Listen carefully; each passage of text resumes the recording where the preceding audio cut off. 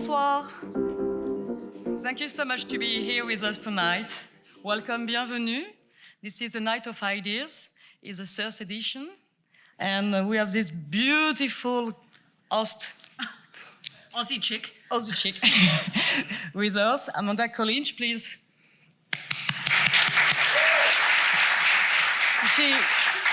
She will be the fil rouge of the night. And thank you so much to be with us this year again. My pleasure. And I'll let you start. Thank you. Thank you. Corinne Marie, the cultural attaché at the French Embassy. Thank you, Corinne, who's organised tonight. Welcome, everyone, to this fabulous Nuit, des Idées, the Night of Ideas. It's the third Night of Ideas to happen in Sydney. It's a cross-cultural event about art, the environment, our societies, tonight featuring speakers, performers and chefs. First up, I'd like to acknowledge the traditional owners of this land that we stand on, the Gadigal people of the Eora Nation, and pay my respects to elders past, present and emerging, and welcome any Aboriginal people in the room wherever you are from. Our lineup tonight brings together speakers and artists from both France and Australia, and each will share their unique perspective on what rebuilding together means to them, how human connections are changing during this global pandemic, the new challenges and some of the new solutions being explored. We'll look at the natural and urban environments, meet a progressive architect based in Paris who will zoom in, we hope, live from there, hear from one of the survivors of the traumatic Bataclan terror attack and a journalist who covered that tragedy, a human rights activist, and then have our souls soothed, I hope, and uplifted by some wonderful musicians, and then the chefs. But before all that, it's my great pleasure to introduce and welcome Boris Toucas, who is the Councillor for Art, Science and Education at the French Embassy. Please make him welcome.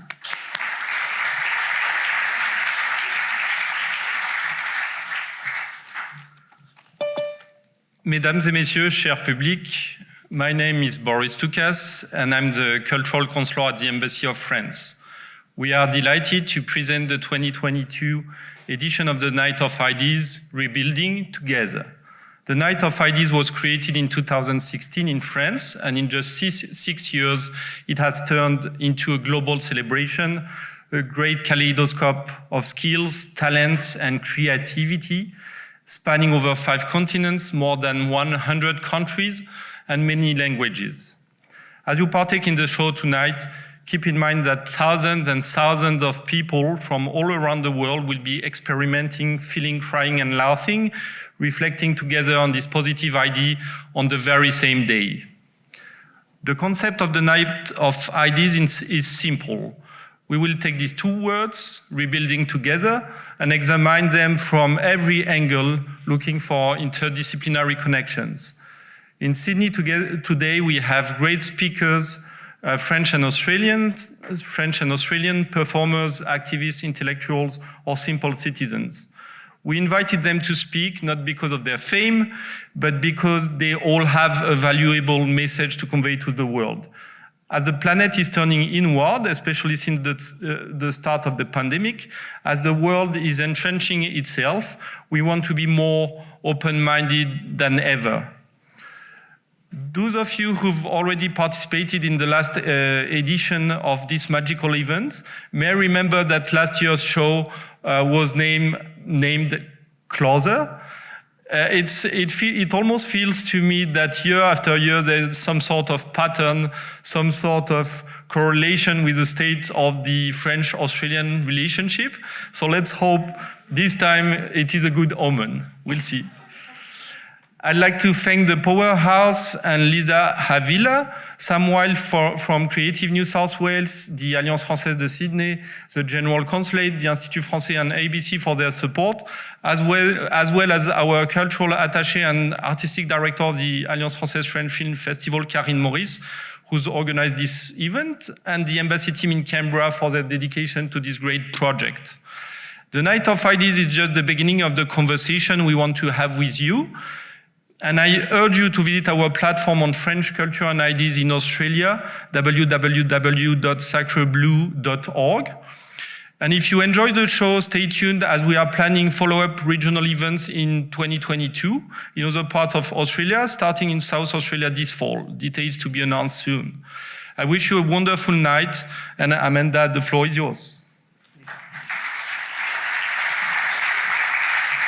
So I can't see a technical person, so I'm just going to do this. Hello? Okay.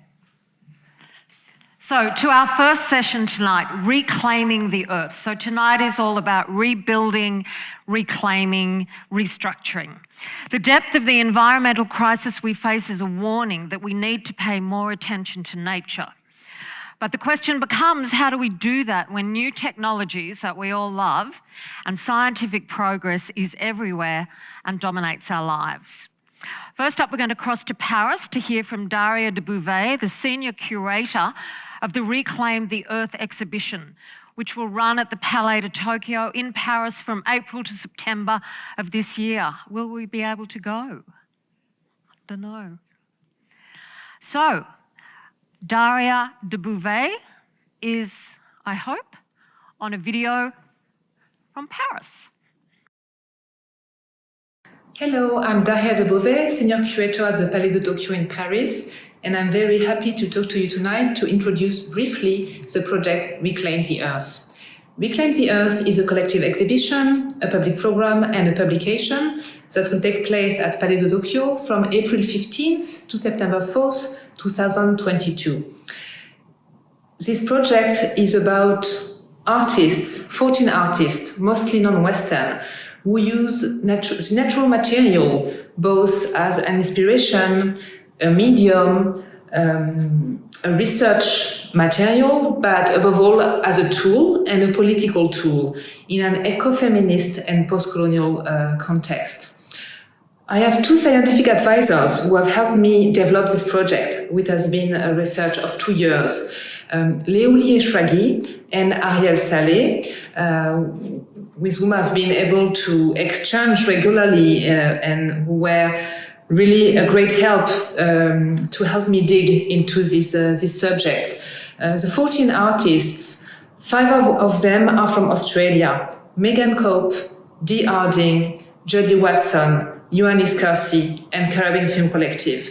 And it's been a joy to discuss with them, to meet in Australia for some of them, to meet over Zoom for others, as the pandemic has been around us for 2 years now.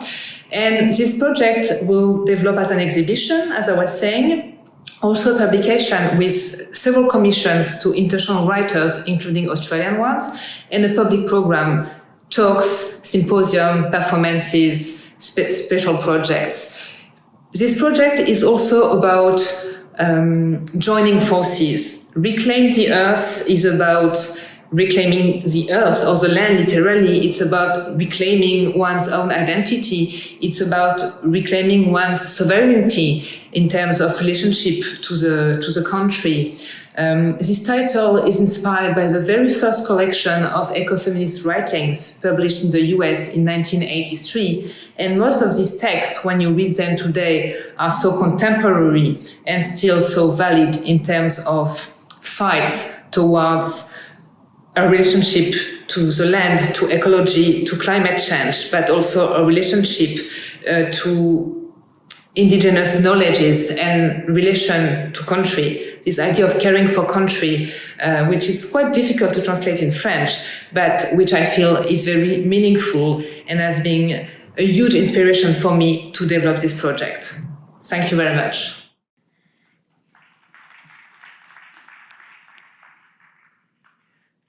So now I'd like to bring in via Zoom one of the artists from the Reclaim the Earth exhibition, Judy Watson, who you can see up on your screen, a wonderful artist who joins us from Brisbane tonight, and one of the scientific advisors to that exhibition, Ariel Saleh, in Sydney, but also on Zoom.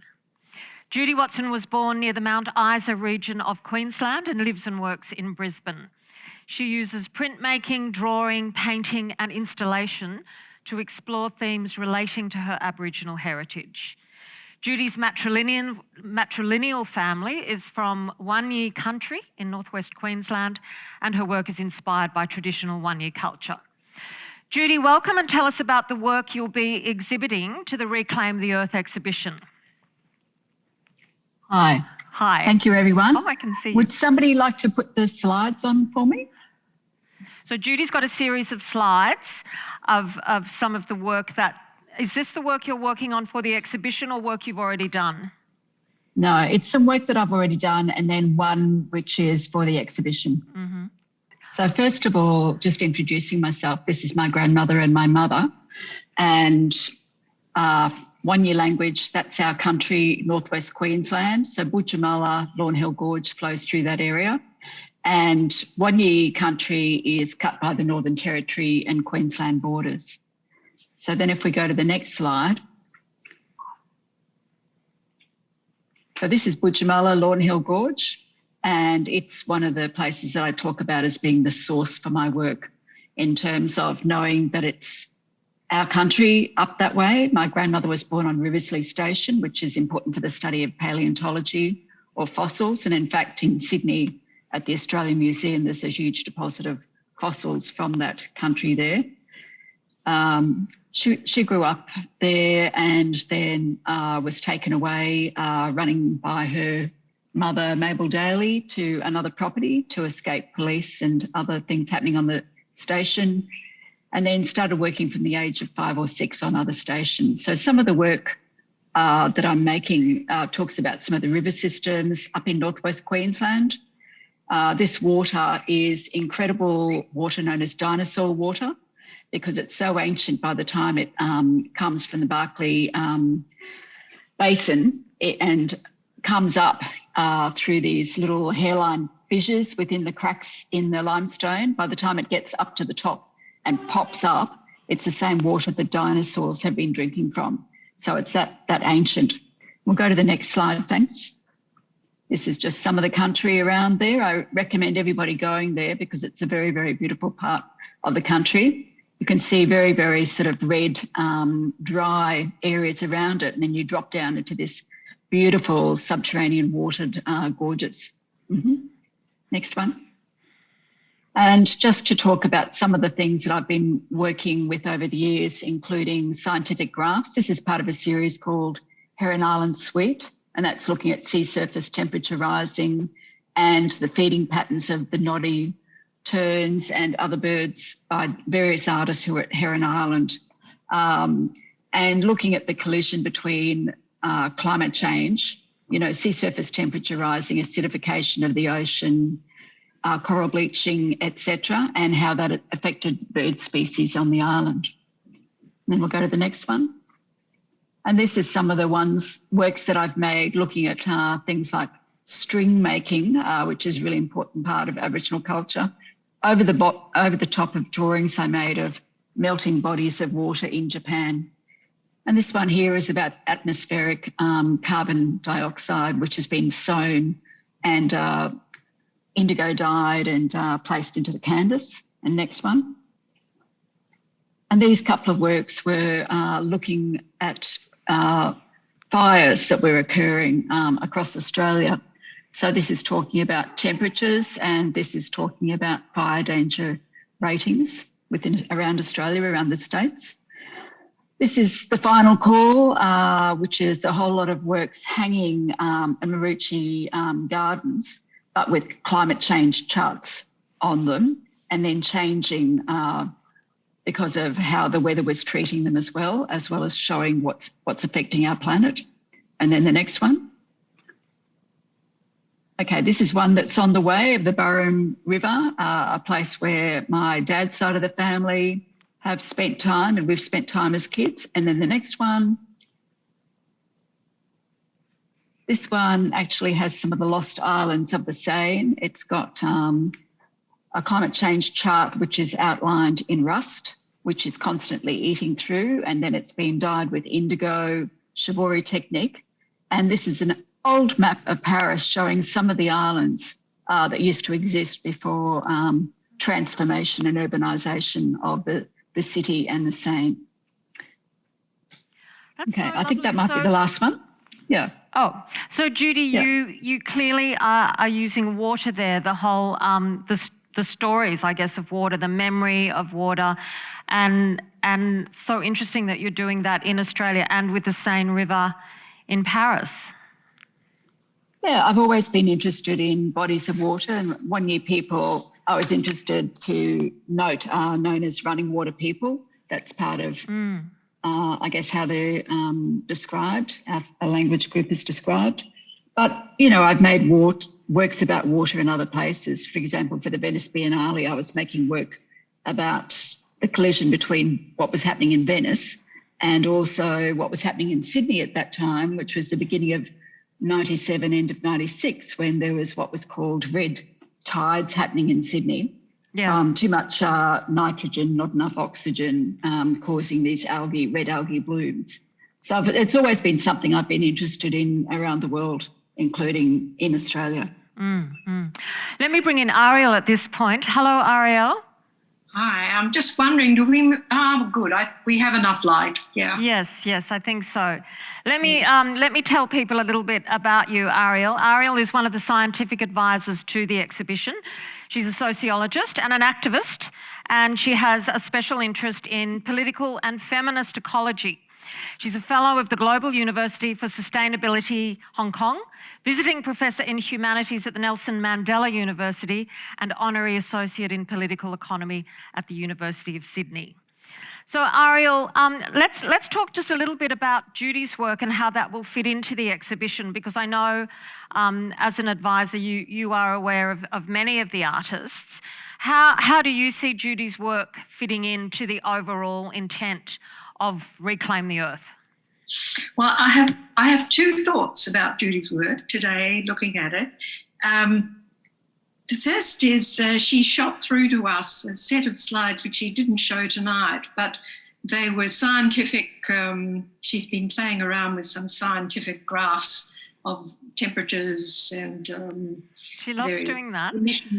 Hello? Yeah? She loves doing that. Yeah. She does a lot of research. Oh my God, no wonder nothing is changing. What she hit on there, I don't know whether she was consciously doing this, but for me, I saw there the main disorder of mastery that affects our civilization, which is its specularity, the emphasis on the I, the priority given to the I over all other senses.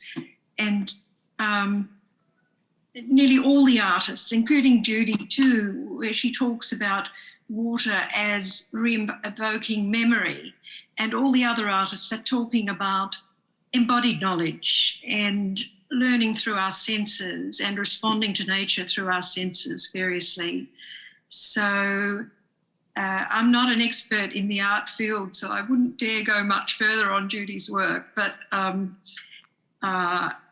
love it. And I especially love the one that was chosen for the Paris exhibition, which was various shades of blue, looking at the Seine.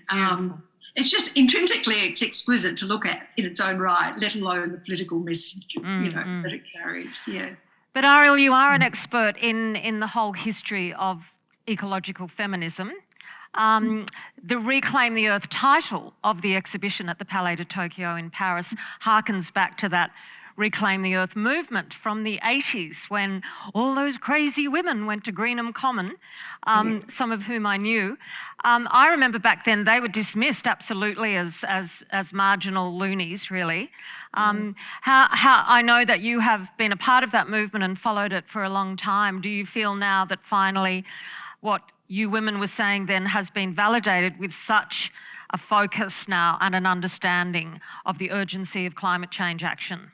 I think the present conjuncture, the crisis of the present conjuncture has justified the position we took and which we are still taking, firmer than ever. Climate, it's climate, it's biodiversity loss, it's horrors of technology like genetic engineering and radioactivity, toxics, and you name it. But the rise of new ecological feminist movements around the world is just astonishing. And to give you a few examples, Action Ecologia in Ecuador, a brilliant rural-based group of women who took up the cause of ecological debt, which they said was owed to their land and their people from the colonial era, and is still owed. In fact, is made worse by World Bank aid loans and the interest payments that they have to make. Then there's women in China who are, despite everything you read and hear about China, the women at the grassroots are returning to traditional organic agricultural methods and fighting their husbands and local bureaucrats about it. We have in South Africa, well, actually right across the continent of Africa, there's a group called Wo Min, which is extremely active. The Wo Min stands for Women Against Mining. And all over that continent, women are organising to protect their country. And then I think even in Turkey or south of Turkey, the Rojava women, who, despite all odds and even a dam taking their water supply, a Turkish dam, are establishing self-sufficient commoning communities, powering away regardless. Now, in the EU, it's a mixed bag. And there are some young women, for example, connected with the degrowth movement, which is an extremely important movement of criticism of global extractivist economics. But many of them actually come out of economics. They don't think very culturally, and they're putting great emphasis on care labour, and possibly on wages for care labour in the home, which is kind of collapsing back into the Eurocentric way of thinking. So that's a group that's kind of halfway there and needs encouragement and, to broaden it out. Now, what else did you ask me? I just wanted to bring Judy back in at that point. So, Judy, do you feel that you are a part of that global movement of women, and in your case, women artists, who are, I guess, in your case, because I know you do so much research, embarking in a different sort of research, which is coming up with different forms of knowledge and different ways of approaching these problems we have? Well, I think I am, as a woman, I'm certainly part of a group of women, and there are certain groups of women that I feel more strongly aligned with than others. I wouldn't say they're exclusively women, but the women are doing a lot of work. And I know, for example, there's a group, which we're part of as an art group in New Zealand at the moment, Aotearoa, and in other places as well. And so it's getting to be a bit of a global exchange of ideas, both in art, science, and management of resources. And I think that that's really, really important.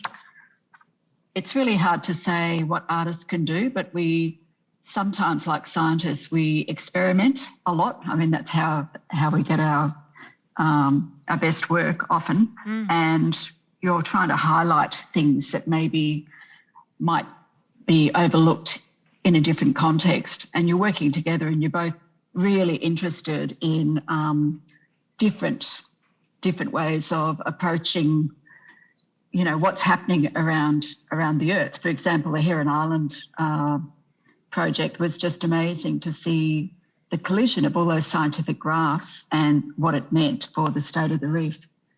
Yeah. Wonderful to hear from you both. Will you both be lucky enough to be going to Paris for the opening of the exhibition? Well, life is very uncertain at the moment. Yeah. Yes, I feel the same. Very uncertain. Wait and see. It is wait and see. Thank you both so much. Welcome. Thank you very much. Let's put our hands together and thank them so much. Thank you.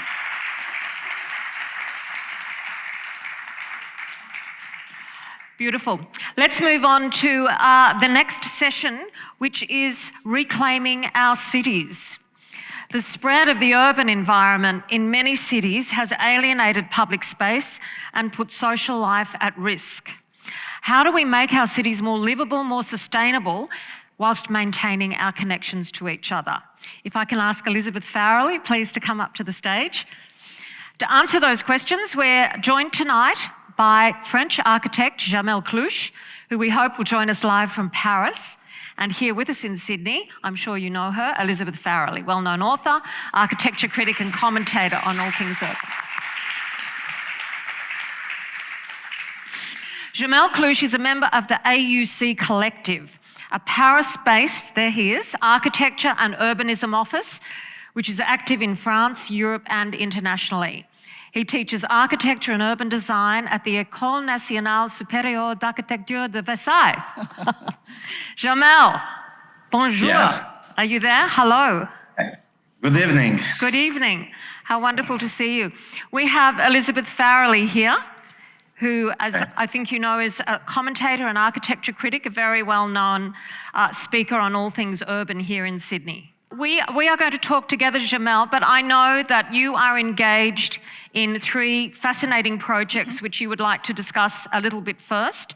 Jamel is part of the new emerging breed of European architects who are responding, I guess, to the crises that we have, not just from the pandemic, but economic and environmental. And he's a firm believer in the city. He believes that despite the damage and the environmental chaos that we seem to be perpetuating, we must invest our energies and our love back into the city. That's right, isn't it, Jamel? Yeah, I think, thanks for the invitation. Our pleasure. Yeah, and good evening, everybody. So I'm in Paris. It's morning. I'm, as you say, I'm one of those architects who continue to believe in the city as the place where people can fulfill their potential.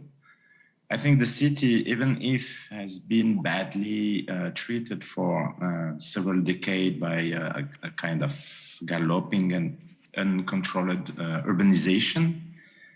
And I think that has somewhat lost its aura during this world pandemic. In France, we saw several people leaving cities to small cities and to countryside. But for me, it remains, in my opinion, that place and space in which we must invest all our creative energy to demonstrate that it can be a really desirable environment for all. We are in the office very a lot of focusing on this question of transformation of cities. I don't know if I can share my Yes, well, I know you have. You've talked about these 3 projects: the industrial wasteland, the 2 office blocks in Brussels, and the tower in Paris that is being transformed into student housing. Do you want to talk about one of them, or? I don't know. I can show several pictures or images and try to explain our philosophy of how we can stimulate. Could we please have the first image for Jamel's projects? Can you? I cannot share. I think it's coming. I hope. Okay.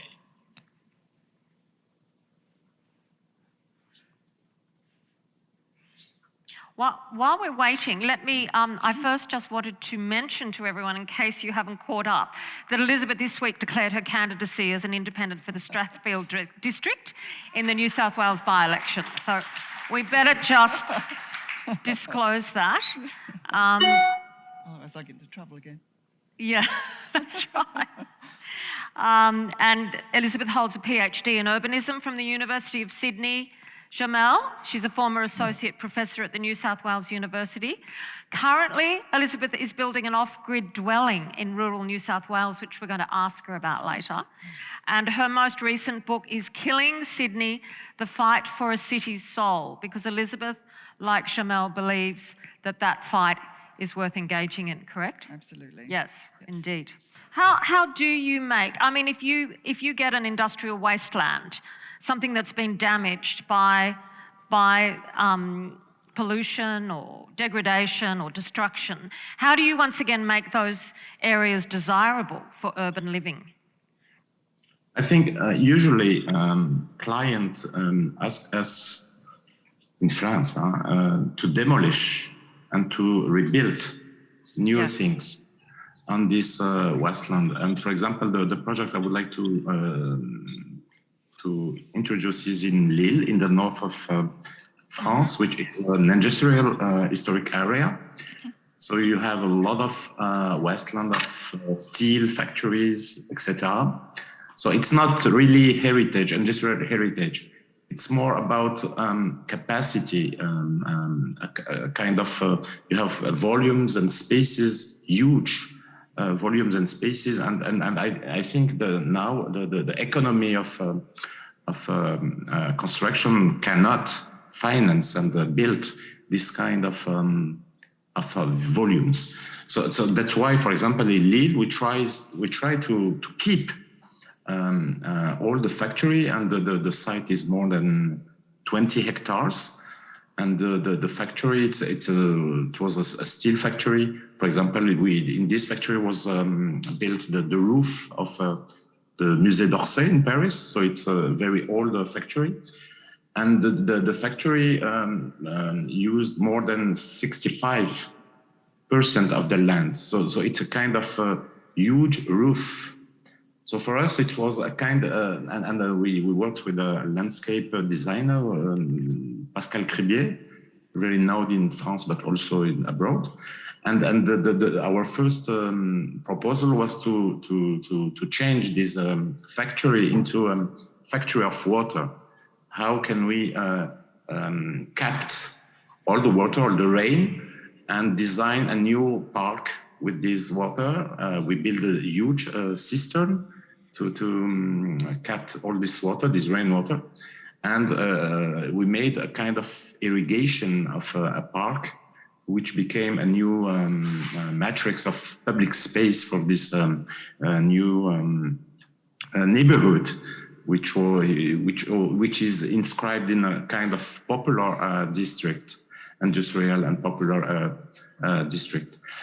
So it was really a challenge for us, also with the client, to convince him to keep this factory. And now part of the factory became a kind of school of hospitality. So it's super nice because we have young students using the space and doing learning how to cook, how to make boulangerie, pâtisserie, etc., etc. Yeah. And we made also a kind of covered passage, like the passage in Paris. And this school is address this passage, so it's super interesting, and also it's not commercial. You can see students working and animating this public space, and also this. We try to, and I think the volumes and the space give a kind of thing. It's impossible to do it now because I think the economy of construction cannot give the possibility to build a kind of hall which is 25 meter high. And it's become, now we are developing housing, etc., offices, but also productive activities around this huge area of the factory. And I think it became a kind of destination in the center of Lille, kind of very specific part of the city. Jamel, can I just bring in Elizabeth at this point? That sounds incredible, to transform something like that. Can you think of any examples of that in Sydney? I mean, we seem to do destruction so well and so fast and so consistently. How do we rebuild, and are there any examples that you like that have happened in our city?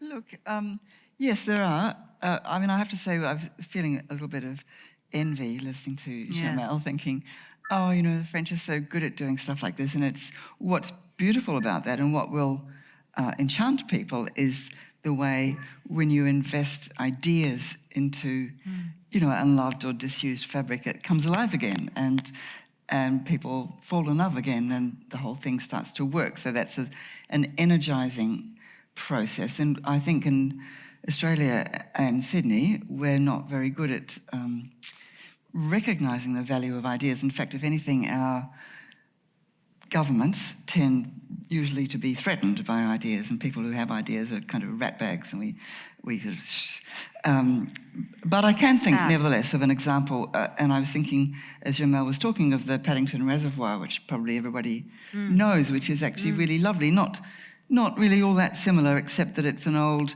industrial cavernous space which was disused for decades and is now, oh look, we've got pictures, and is now beautiful and loved and sort of reintegrated into people's lives in the middle of Paddington in a way that's beautiful and poetic. And Janet Lawrence does kind of water artworks and things there. So it's really lovely. But it's so I think it's kind of similar, and it's not surprising probably that the fact that happened, it was sort of in spite of governments and actually down to Clover Moore's wonderful mayoralty as our I know the other really big issue that we face here is so much of the new construction of the urban environment is defective and faulty. And I noticed in your statement, your political statement to your residents, I think you mentioned that, is it 40%? That's what they 40% estimate. of recent strata buildings in Sydney have major defects. And it's just catastrophic, really. How are you going to change that if you get in? Well, look, so major defects are defined as structural issues, water ingress, and fire escape issues. So this is really serious. In some cases, life-threatening, in some other cases, just threatening people's main assets. And of course, the people who are affected by this are mostly people who, they've got a 2-bedroom apartment and a couple of kids, and they're all trying to live there despite lockdowns and Omicron and working from home and, the rest of it. So they're not the privileged in our society. And although we have a building commissioner now, and in theory, he is doing a good job looking into it, how to stop this happening in the same way moving forward. But nobody's really addressing the dreadful situation that so many people have already found themselves in, like, for example, in the Opal Tower, and also in similar buildings that have yet to come fully to light. And so there will be people who, can't live in their apartment, can't sell it, it's their only asset or their main asset, and what are they supposed to do? Can't afford to take anyone to court. I think, this is obviously a case where government needs to step in and sort it out. It really does. So nobody else can do it. So, major royal well, commission, I think there should be a royal commission into the development industry as a whole. That's one of the platforms of my election campaign so far, which is all of a week. Not quite a week old. Yes. Campaign colour. Got to stand out. Anyway, but I think it is really important to look into not just that issue, which I sort of tag faulty towers, but it's broader than that. It's developers increasingly coming to call the shots as to what is built, where it's built, how big it is, how much of public space it occupies, how many parks it destroys, and we have a planning minister who increasingly brings in new legislation to give developers more power. And I think, that's nuts. Yeah. So and losing out on any sort of ideas like this. Yes. Now, I think we finally, Jamel, are you still there? I think we have, is this the industrial wasteland transformed? Yeah. You can see the screen now. Yes, we can see it now. It's a great building. Okay, so you have here the existing situation. You can see that this huge quadrilateral of this huge halls. So it's more than 12 hectares covered by this building. And this is a model of our competition. So in our competition, we have a kind of word, the demolition is not a préalable, is not a prerequisite.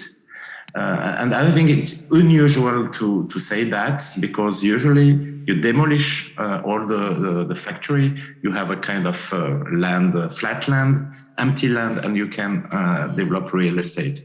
So it was a super strong proposition from us, and the mayor of Lille, who is Martine Aubry, was with us and chose this project, which is also unusual. And after that, the point was that these 12 hectares of roofs has the possibility to capture and to this water, and to make a possibility here by building a cistern to irrigate a huge park, a kind of network of parks, which makes the public space of this new neighborhood. You can see here the cistern we built, so in concrete, super nice small building under the roof. And you can see here how it's the beginning of the construction of this new neighborhood in Lille. You can see how we developed this irrigation and makes the new legibility for public space. And you can see here how you can see here in the center of the image, this passage became a kind of link between the two big, larger public spaces. And you can see here the facade of this school of hospitality, and you can see the student in this huge passage. And all these red tubes are the tubes who kept the water from the roofs, putting the water in the cistern and after in the garden. So it's a kind of urbanism trying to the resources of the site are used to create this new ecosystem, this new environment, which is more, I think, resilient, more ecological, and I think more desirable by people. I love it. That's fantastic, Jamel. Thank you so much. I'm afraid we're not going to have time to have a look at the other two projects because time is marching on here in Sydney. Can I just ask Elizabeth, though, who has a vision, I know, for urban villages. I know you have this idea that Strathfield, and it has so much potential in terms of its multicultural talent and even its beauty is there. Yes. How would an urban village around the Strathfield area look? Well, look, I think actually a lot of it's in place. A lot of it's about recognising what's already there. You know, I mean, a village sounds. Perhaps I need a better word for it. A village sounds slightly, you know, folksy. Yes, and sort of slow cities. And I don't mind it. It needn't be like that. I mean, and I think it could be almost any size. But it's what I'm looking for is a word that means something that's really urban, and however big or small it is. So, and the way that Strathfield as an electorate is structured is sort of Croydon Village and, you know, Burwood and Strathfield. Burwood and Strathfield are quite big, and they've got sort of supermarkets and so on. And then, you know, Homebush Village, which is really sweet, and Flemington Village, which is tiny. And so they're sort of strung together along a railway line. And then at the other end, there's the Cooks River, which I yearn to renaturalise and turn back into a proper waterway. You know, so the sort of structure of it is there, and all it really takes is a recognition that it's not just this homogenous kind of blur. It's actually, there's a lot of change of pace and change of quality in different sorts of streets. And as you go up and over the hill, there's, you know, enormous houses. I discovered this area where apparently houses are, the average is something like $8 million, $9 million. And I go, whoa. And then not more than maybe 500 meters away, there are, you know, apartment buildings which maybe $600,000 worth. So the diversity, the economic diversity is immense, as well as the ethnic diversity, and that makes it really beautiful and full of potential, you know, the energy of difference, I suppose, as much as anything. And it's really working with that and I think, intensifying the different flavors so that as you wander or cycle or drive around the place, you can navigate by feel. Because, this is starting to feel a bit like we're in Burwood, and then you are. And I think that's good cities, like I think London is like that a bit. You can feel your way around to some extent, at least in the good bits. And Paris too, probably. So I think it's really working with what's there in a similar way to the way Jamel is engaged with what was given, but brought not just new life and ideas, but also bringing nature back in and sort of mixing it up in a way. Yeah, lovely. Yeah. Jamel, thank you so much for joining us tonight, this morning in Paris. Wonderful to see you and hear from you. Thank you so much. That's Jamel Collinge in Paris and Elizabeth Farrelly. Thank you, Elizabeth. Thank you so much. Charles, we don't have time to hear now about Elizabeth's off-grid dwelling, but if you nab her in the break, you must ask her about it because it sounds lovely. On to our final session before the break, Rebuilding Our Societies, the rise of populism and identity crisis in modern Western societies has disrupted our democracies. The traumatic terror attacks in Paris in recent years have left deep scars, but we commonly underestimate our own resilience. In this session, we're going to hear from a survivor of the Paris Bataclan attack and a journalist who covered the tragedy. First up from Paris, David Fritz Gopinga is a Franco-Chilean author and photographer. He's one of the survivors of the November 13 Bataclan terror attack in Paris. He was taken hostage by 2 of the 3 attackers, I think for several hours. And in 2020, he published Un jour dans notre vie, a book about his traumatic experience and his life since. Let's hear the video from David Fritz first, and then I'll introduce Charles, our journalist. Je m'appelle David Fritz Gopinga, j'habite à Paris et j'ai 30 ans. Je suis photographe et auteur. Le 13 novembre 2015, j'ai été victime de l'attentat contre le Bataclan. J'ai été pris en otage par 2 des 3 auteurs de l'attentat et passé 2h30 malheureusement à leur côté. J'en suis sorti indemne, physiquement, mais traumatisé psychologiquement.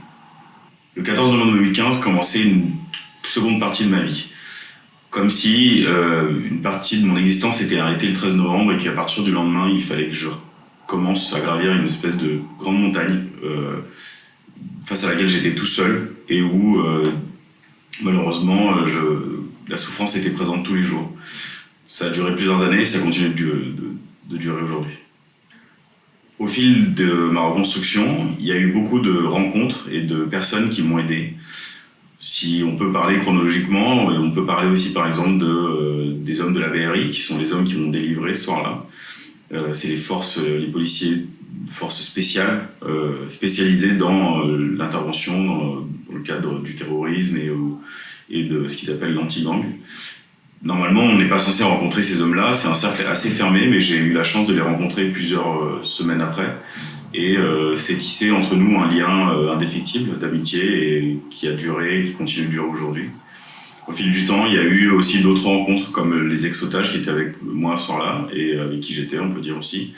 Et bien sûr, ma psychologue qui m'a longtemps aidé, longtemps accompagné et qui m'aidait à comprendre ce qui m'arrivait et à mettre des mots en fait sur ma douleur et ma souffrance. Avec au bout de tout ça aussi une présence la plus importante qui est celle de mon épouse qui m'a accompagné au quotidien et qui m'a soutenu en fait depuis le 13 novembre. Depuis le 8 septembre 2021, le procès des attentats s'est ouvert à l'île de la Cité, au palais de justice de Paris. Et étant victime, je suis considéré comme partie civile.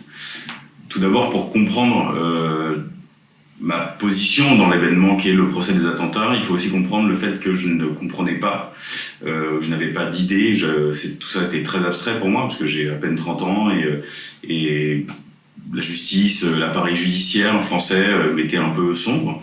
Et jusqu'ici, les accusés, par exemple, c'était des gens très lointains, donc que j'avais jamais vus en vrai parce que les personnes qui m'ont pris en otage sont décédées aujourd'hui. Et donc j'avais du mal à imaginer ce à quoi j'allais, ce que j'allais vivre en fait à partir du 8 septembre.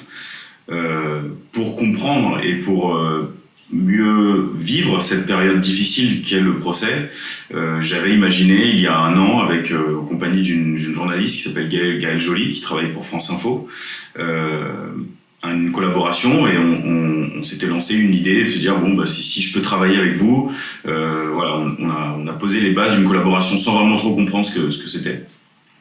Et j'ai vite proposé l'idée d'un journal de bord, donc écrit et photographique, parce que je suis photographe et j'écris, je suis écrivain aussi. J'ai écrit un livre qui m'a donné comme une base de connaissances pour raconter les choses. Et donc depuis le 8 septembre, je tiens un journal de bord quotidien pour France Info, que vous pouvez retrouver sur le site franceinfo.fr. Et je livre tous les jours mes impressions sur l'audience, sur ma fluctuation aussi de l'humeur, de comment est-ce que je me sens, est-ce qu'aujourd'hui je suis plus stressé qu'hier, pourquoi, qu'est-ce que tout cela me fait en fait. Et c'est important de savoir et de comprendre ce que tout cela nous fait, parce qu'en tant que victime, on est au même titre que les accusés, et pas au même niveau, mais on est au cœur de tout cela, et on a vécu quelque chose qu'on n'a jamais demandé à vivre. Et là, la justice se penche enfin sur la mémoire, sur nos douleurs et sur tout ce qui a assombri Paris ce soir-là. Au départ, le procès, c'était beaucoup de questions. À l'arrivée, on se disait qui sont ces gens-là, pourquoi ils ont fait ça, etc. Donc, au fil du temps, là, c'est plus de 4 mois que ça a débuté. J'avoue ne pas forcément avoir de réponse, mais je commence à avoir des réponses sur mes propres analyses personnelles, sur ce que j'ai vécu sur le Bataclan, ce que j'ai entendu, ce que j'ai vu, etc., qui sont corroborés par des témoignages d'autres victimes, mais aussi des éléments qui sont versés, ce qu'on appelle au dossier. Le dossier, c'est l'enquête. Donc, je pense que la mémoire et la reconstruction de ma personne en tant que partie civile, en tant que victime, elle est en jeu en ce moment, et surtout la reconstruction de la société. La société, elle va aller se reconstruire à travers des piliers qui sont par exemple les avocats de la défense. Les avocats de la défense représentent l'état de droit, représentent la France, représentent ce que ce soir-là on a voulu détruire, et les avocats des parties civiles aussi, la Cour, le président de la Cour, et tous ces acteurs-là participent à la reconstruction et à l'élaboration d'une mémoire collective et une restructuration de la société après l'événement traumatique qu'est le 13 novembre. An incredible story of resilience and I guess embarking on a process that takes so long. Let me introduce to you our next speaker. Charles Miranda is an award-winning senior journalist and author, currently defence and foreign correspondent for News Corp's national newspapers. He's worked for News Corp for almost 30 years, including as a Canberra-based reporter and bureau chief, as well as managing editor for the Daily Telegraph, the Sunday Telegraph and the Sportsman. During his career, he's spent the past 10 years as European and Middle East correspondent and has covered frontline global coups, conflicts and natural disasters from Asia to Afghanistan. Charles, thanks so much for joining us tonight. Thank you.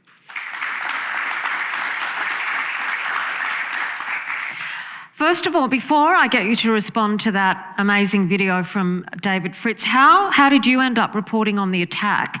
And what sort of impact did it have on you? Because he has described so eloquently the impact on a survivor. But, you know, we often forget that you reporters are human beings in the midst of these incredible tragedies as well. So how did you end up there? And how did you survive that? I was based in Europe, based in London as the European correspondent. And it's one of those jobs, you do everything. You do everything and anything. And up until that point, I think I started there off and on 2007 full time. You could literally end up being anywhere and doing anything. And I remember, wearing top hat and tails and having crustless cucumber sandwiches at Buckingham Palace.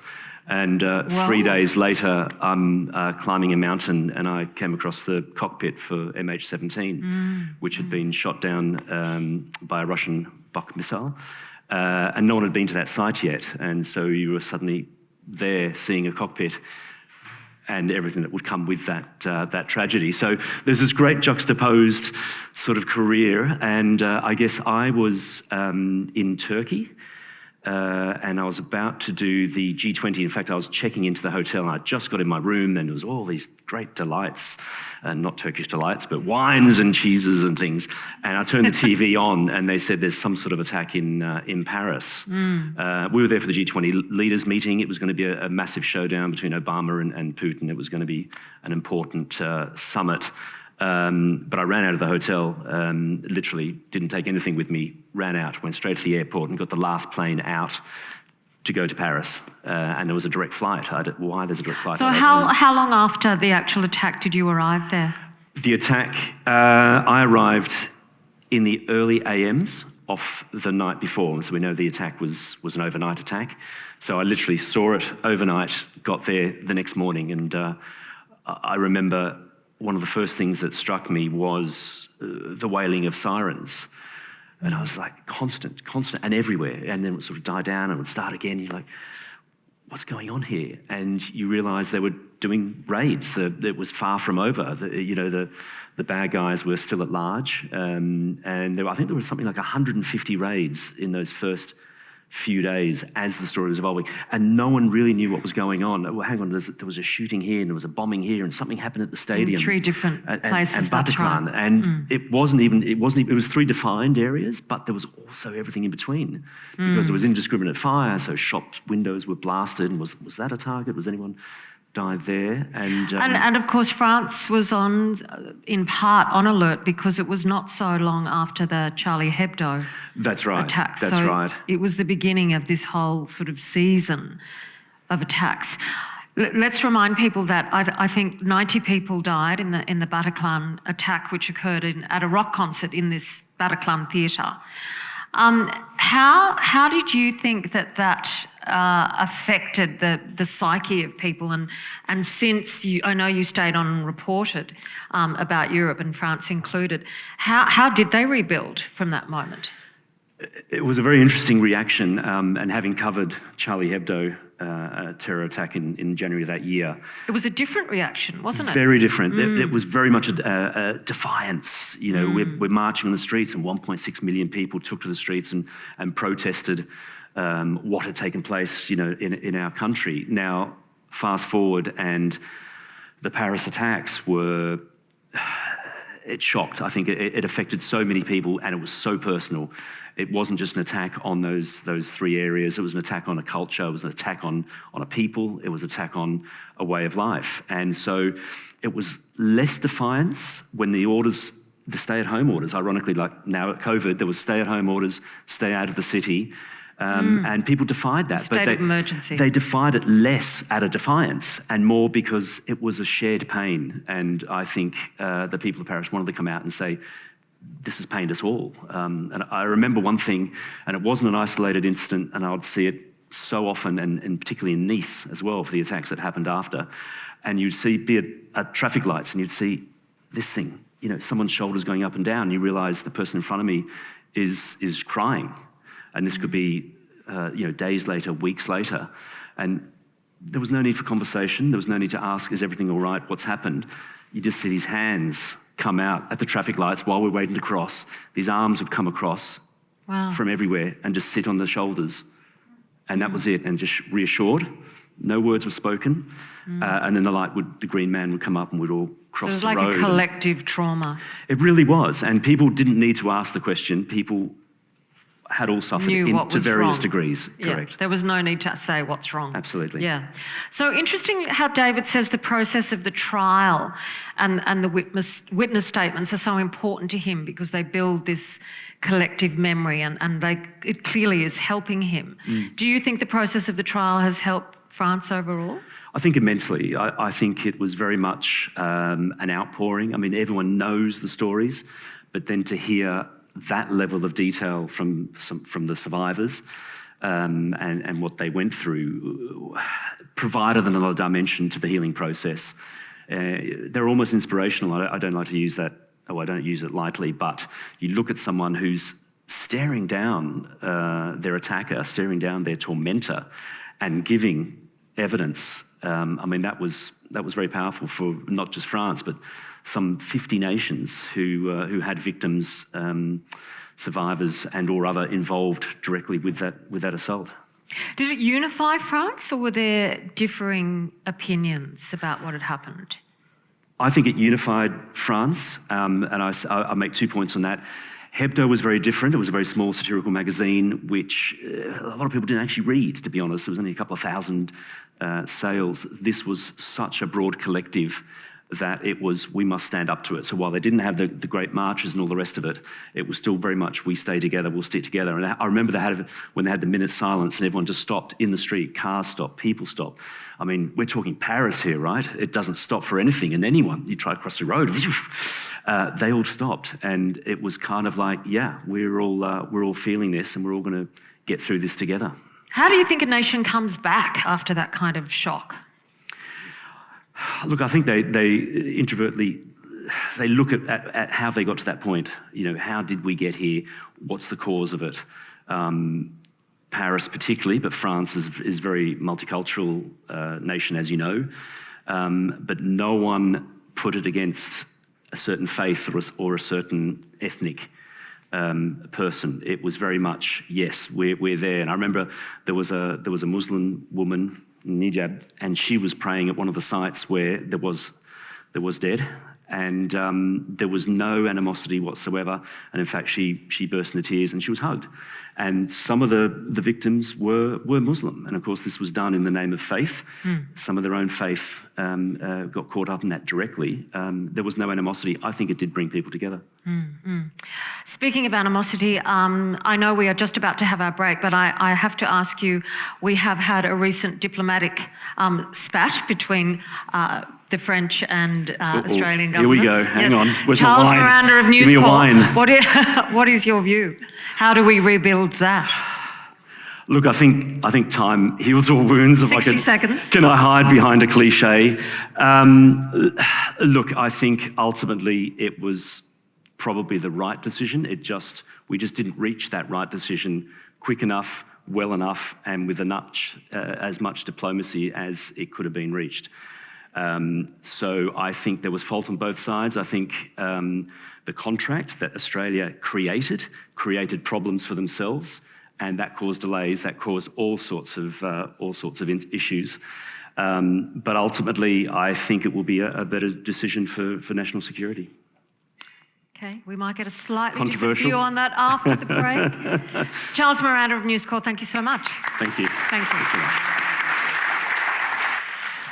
Okay, welcome back, everyone. Did you all get some nice vino, wine? Was it lovely? Yeah, very nice. Welcome back to part 2 of La Nuit, des Idées. And I'd like to welcome to the stage 2 artists who are going to offer unique performances to help soothe our souls, I hope, and give us some inspiration in these challenging times. Rebuilding together our sense of beauty with electronic classical sound worlds made by Nuit, who you will hear on vocals, Nick Wales and Brie Van Ryck for Maru Geku's dance work, Le Dernier Appel, The Last Cry, a work that has grown out of a long-standing partnership between the Centre Culturel Jabao in Noumea, New Caledonia, and Maru Geku, the dance company. It's inspired by debates arising from the 2018 New Caledonian referendum on independence from France and the treaty and recognised movements in Australia. Tonight you will hear on vocals Nuit, who sadly could not be with us this evening in person, on percussion Brie Van Ryck, and our composer for this evening and on viola Nick Wales. What have I said? Co-composer. Put your hands together and enjoy.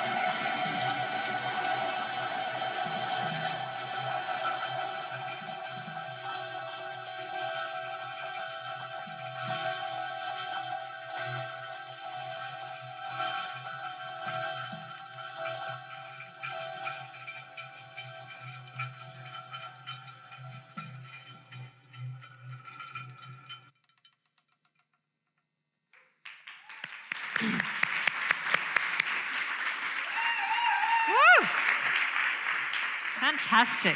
Absolutely. Formidable. Fantastic. Nick Wales and Brie Van Ryck, the last cry for Kanak independence and treaty and recognition here in Australia. Well, isn't it inspired by the political debates surrounding independence for Kanaki or New Caledonia and treaty and recognition here in Australia? Yeah, it was a work that we made, Nairi and Brie and I made with Murray Geku, who are an amazing Australian contemporary dance Ensemble. theatre ensemble who have a new show opening tonight at Carriage Works. Ah. And we made it in New Caledonia, and Brie and I were just remembering that earlier. What happened, darling?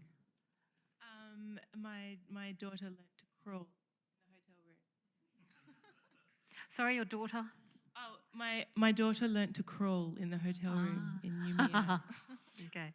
And the work was really in response to what was happening in the Pacific at the time, and you might have heard a lot of wooden sort of hitting. It's kind of punk in a way, in that there's a lot of wooden instruments that we're hitting, like the marimba here, and it's reminiscent of South Pacific Indigenous music, but we sort of made it our own. And the main lyrics that Nairi was singing in that song was "No One Knows," which is quite pertinent at the moment, because no one really knows. Well, there's an incredible omission when it comes to media coverage of Pacific issues in general, and so you can understand that. The last cry. Thank you so much, you two. Thank you.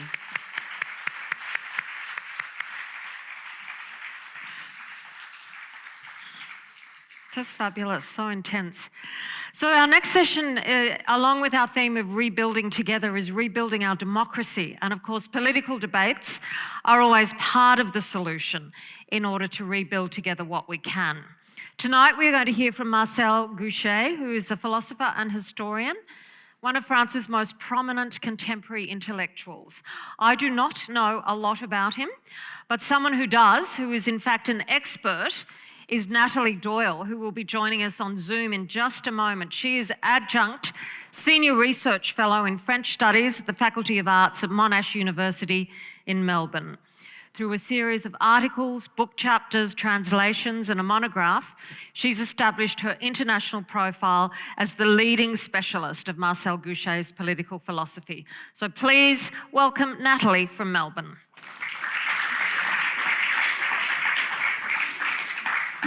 Over to you, Natalie. Well, hello, and thank you very much for your welcome. I am very pleased to be able to introduce the next item, Gouchet's talk. You have mentioned his status in France today, but what needs to be added is that he is one of the world's major theoreticians of democracy.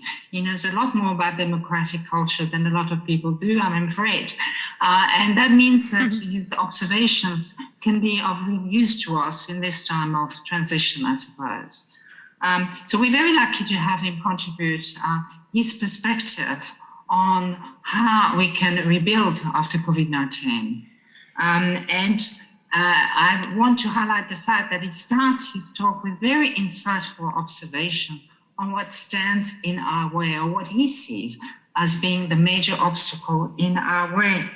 And what is it? Sorry, I've got a couple of notes. I'm an academic after all, and I don't necessarily ad-lib as confidently as journalists do.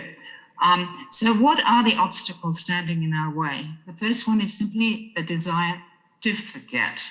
The second one that Gouchet identifies is the temptation to pursue an inadequate form of reconstruction. And this connects to what he has to say about the present that we now live in. We live in a present that is created and largely driven by the media.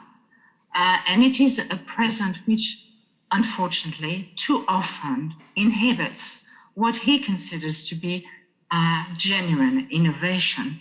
But what I want to stress is the fact that I have learned through all the work that I've done on Gouchet's work that Gouchet is always fairly pessimistic in the short term, but extremely optimistic in long term. Optimistic in the capacity of democratic culture, and that is also the capacity of citizens like you, like me, like everybody here. to a capacity to actually imagine something different. So he's an optimist. And one thing that he insists on is we can take the time. We can and must take the time to reflect collectively on what must be learned from the pandemic. He himself formulates 3 such lessons. And so I don't want to speak anymore. I just want to let him speak. And I would like to encourage you to take the time to listen to those 3 lessons, which Boris formulates so eloquently. Thank you very much, and I hope you will find that talk was enjoyable and interesting. Thank you, Natalie. Bonjour l'Australie, bonjour Sydney. Je suis Marcel Gauchet, philosophe politique essentiellement, et historien en même temps. J'essaie justement de lier les 2 dimensions. Je partirai d'une idée très simple, mais qui mène très loin. Pour reconstruire, et plus encore pour reconstruire ensemble, il faut savoir ce qui a été détruit ou endommagé par la pandémie. Il faut identifier ce qui a été remis en question par cet accroc majeur et en tirer les leçons. Cela peut sembler aller de soi, mais ce n'est nullement le cas, car cela suppose d'aller contre la pente dominante du fonctionnement actuel de nos sociétés, qui est la fuite en avant permanente. Le plus probable, hélas, au sortir de la pandémie, ce sera l'oubli, si ce n'est le refoulement. Si nous nous laissons emporter, le monde d'après ressemblera au monde d'avant, en un peu pire, comme l'a dit Michel Houellebecq. Mais cela ne dépend que de nous. Nous sommes devant un choix, tant individuel que collectif, entre reconduire l'existant et reconstruire pour de bon, en nous efforçant de tenir compte des leçons de l'expérience. Il ne tient qu'à nous de nous extraire du redoutable surplace amnésique où nous enferme le temps médiatique. Contre ce mouvement où la révolution de tous les jours perpétue la même règle du jeu de la façon la plus conservatrice, malgré les apparences, nous avons à retrouver le recul de la réflexion afin de tirer véritablement les leçons de ce qui nous est arrivé et en faire le guide d'un authentique travail de reconstruction. En premier lieu, l'expérience de la crise a été celle d'une révision générale des valeurs qui organisent la vie collective. Chacun l'a ressenti, il a fallu reconsidérer complètement ce qui est jugé essentiel ou secondaire. Pour le dire de manière caricaturale, nous pouvons nous passer de traders, mais pas de livreurs, pour assurer l'approvisionnement de nos villes en période de confinement. Toute une hiérarchie des métiers et des activités qui s'étaient mises en place sans qu'on y réfléchisse vraiment a été bouleversée. Nous avions glissé vers une valorisation en fin de compte irrationnelle de la réussite individuelle dans le cadre de l'efficacité économique. Et nous avons dû redécouvrir la valeur primordiale du service des autres. Pourquoi des infirmières seraient-elles beaucoup moins bien traitées que des publicitaires? De manière générale, c'est la valeur du travail et de tous les travaux qui réclament d'être repensés sous l'angle de leur contribution à la société. Leur utilité, n'en déplaise à nos économistes officiels, ne se juge pas selon les critères d'un marché. Mais comment en juger et comment traduire cette appréciation dans le mécanisme social? C'est justement ce qu'il nous revient de nous demander. Une deuxième révision radicale des idées reçues concerne le rôle des États. Le revirement sur ce chapitre est spectaculaire. L'ordre du jour était depuis des décennies au retrait de l'État de la vie économique et sociale au profit de l'autorégulation des marchés. Or, ce que nous voyons à l'œuvre face à la pandémie, c'est que ce sont les États qui tiennent les économies à bout de bras, en sacrifiant tous les dogmes qui faisaient autorité, hier encore, en matière monétaire et financière. Là encore, nous sommes invités à une transformation très profonde, à la fois théoriques et pratiques, des idées qui président au fonctionnement de nos sociétés. Sur le plan théorique, c'est l'occasion de vérifier que les marchés ne marchent pas tout seuls. Ce sont les conditions de possibilité de leur existence que l'accident de parcours de la pandémie a fait apparaître. Sans le support et le cadre organisé que leur fournissent les États, il ne serait simplement pas concevable. Et non seulement les marchés ne fonctionnent pas tout seuls, mais ils n'ont pas réponse à tout. Par essence, ils sont incapables de remplir une série de fonctions dont la crise sanitaire a montré la nécessité. Des fonctions de prévision, d'anticipation, d'organisation stratégique dans lesquelles les États sont irremplaçables. Si l'analyse est juste, elle va comporter d'énormes conséquences dans la réorientation des politiques publiques. Ce sera un très gros morceau du travail de reconstruction qui nous attend. Mon troisième point recoupe les deux précédents, mais il les prolonge à une échelle plus large. Reconstruire, procéder à une véritable reconstruction, suppose de rompre avec le modèle implicite qui en est venu à commander la vie de nos sociétés depuis 50 ans. Le modèle d'une société automatique. Une société, donc, qui, en cas de panne, de rupture ou de dérèglement, comme ceux que représente la crise sanitaire, reconstituerait son équilibre par une sorte de mécanisme spontané. On aurait affaire, en ce cas, à une réparation et non à une reconstruction à proprement parler. Or, on voit bien que ce n'est pas ce qui est appelé par la situation. Si nous laissons faire, si nous laissons ce modèle s'imposer, même la réparation se fera mal. C'est une petite révolution culturelle qui nous est demandée, un changement de modèle. Le modèle de la société automatique repose sur une vision des rapports entre les acteurs individuels et la société qu'ils forment ensemble. Le modèle pose qu'il n'y a au départ que des libertés, des intérêts, des opinions personnelles, à partir de quoi se forme un ensemble social par une autorégulation du type d'un marché. Reconstruction, à l'opposé, cela veut dire partir du plan d'ensemble du bâtiment, le repenser pour donner leur juste place à ces éléments.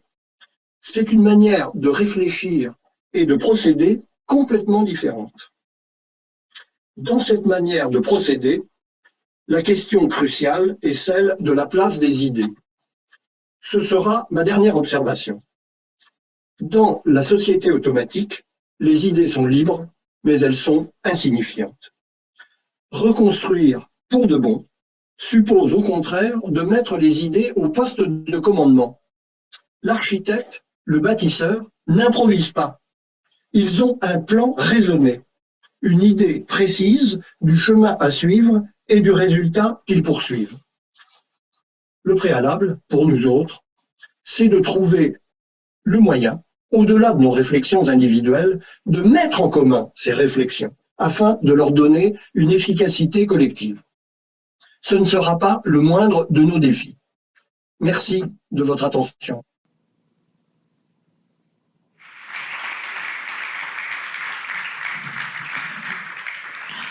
The Night of Ideas, indeed. What a wonderful man. Next, we move on to our next session, and I'd like to invite Craig Foster to come up to the stage, please. Craig?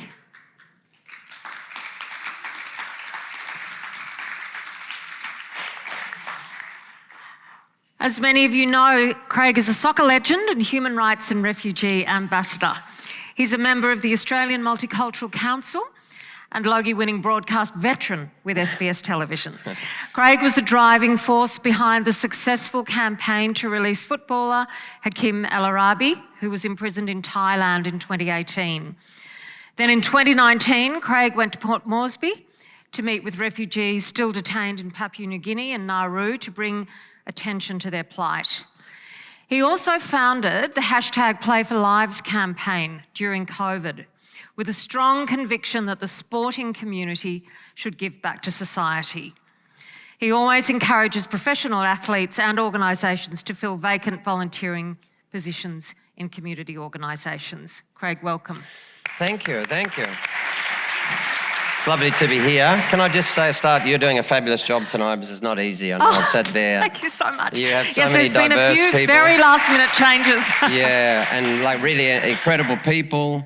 And you have to, carry really diverse conversations on a range of topics. They're just sprinklings really of ideas, but hopefully you Yeah. all are taking, Really great, and the whole concept is brilliant, which is no surprise coming from the French. But the thing is,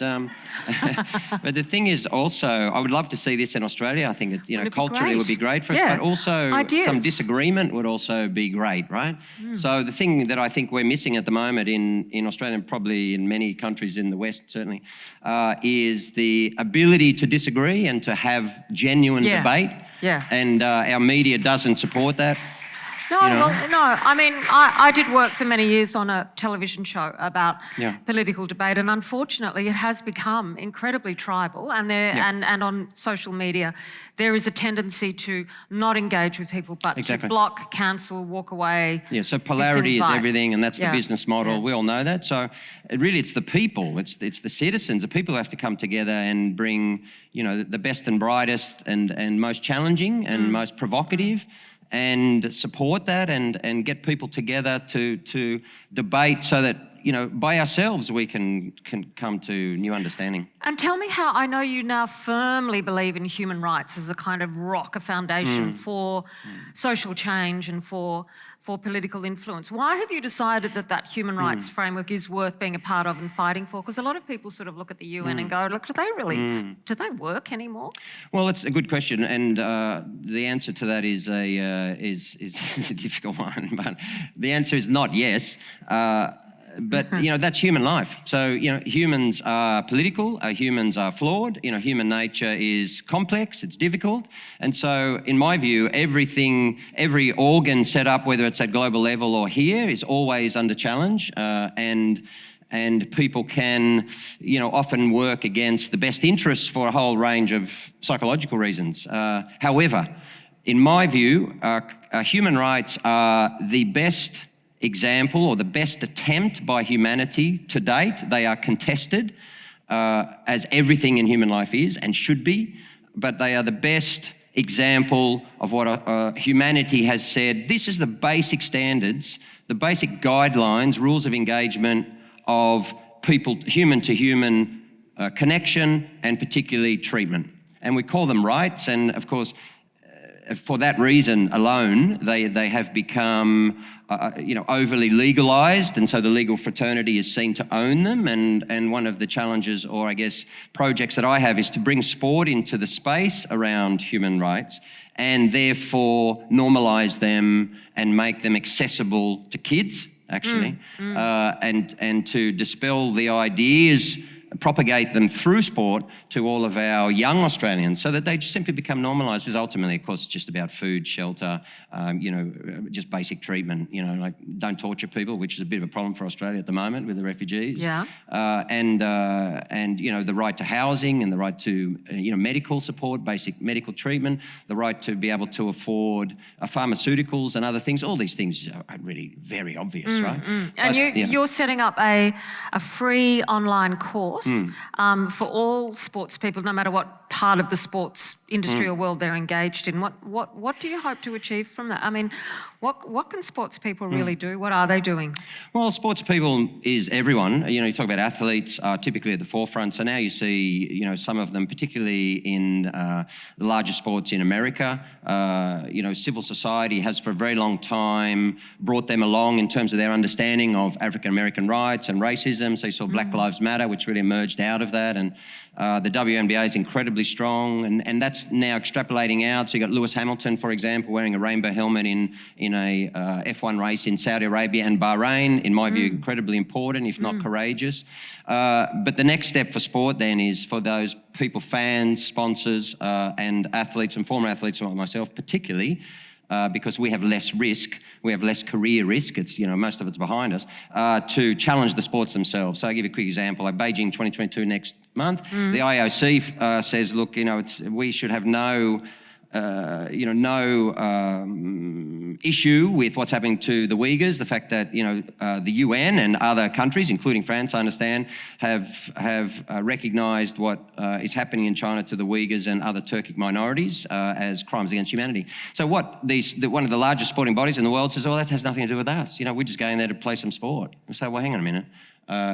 Every industry is now, I think, being forced, in part due to what the professor was just saying, now in a kind of rethinking of who we are, where we are, and where we want to be and how we want to live together. Every industry, including industry business itself and corporations, whether it's Woolworths with their, Dan Ryan's or whatever it is up in Indigenous community or others, are all being forced now to justify their impact in negative sense and also their impact in a positive sense. And people want every industry to be contributing positively to people's well-being, to the country and to the world. So what sort of pressure will sports people bring on the Chinese government in the lead up to Beijing?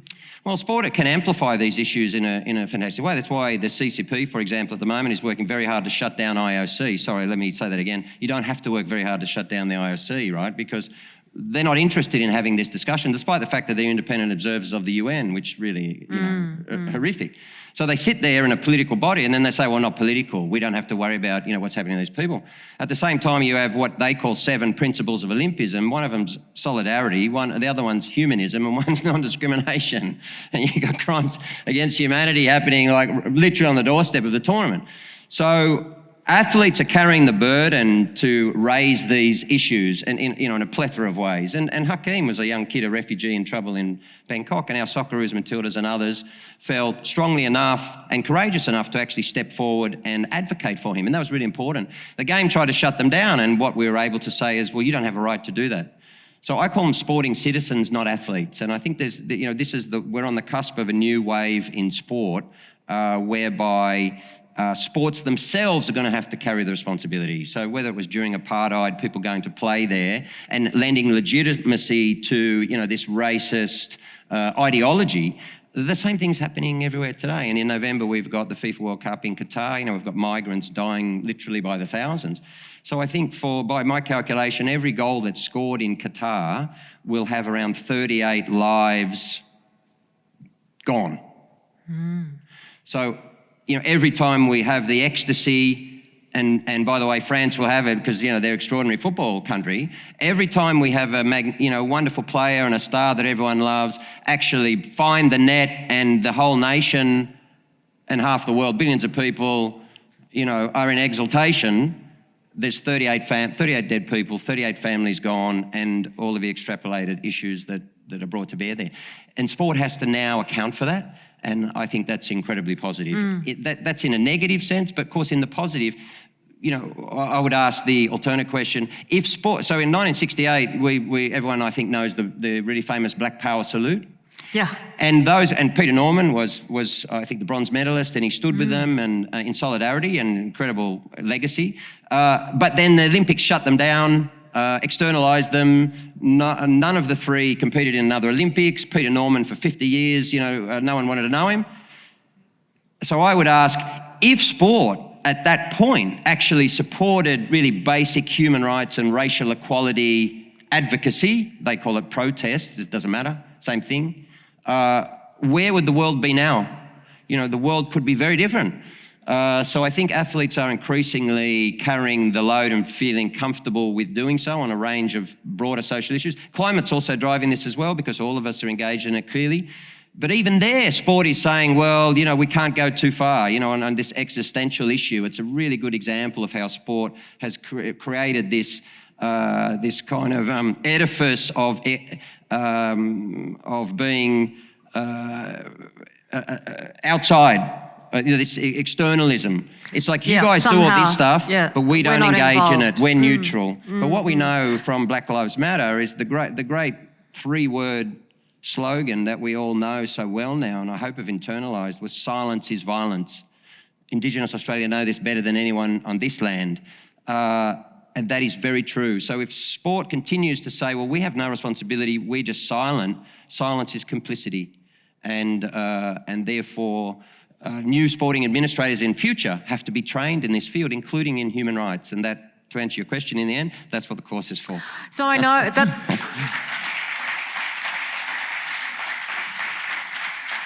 That's on the political level, but on the community level also, I know that you've been engaged in getting athletes and others, you know, packing food boxes, delivering food at the Addison Road Community Centre.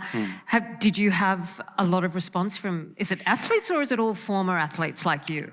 Oh, it was You've a lot of still got so much athletes, energy. yeah. Oh, well, I went to all the sports, you know, like AFL and cricket and rugby league and everyone. The reason for doing it was kind of, I had an ulterior motive, was when COVID hit, sport immediately said, well, we're so important to society that people just need to keep watching us in order to get through this pandemic. To feel okay, yeah. That's what sport actually said. And you know, I thought that was really emblematic of how sport considers itself as something so special that it doesn't participate in the broader. And what I said is, actually, we just really need to put tools down and make sure everyone's safe.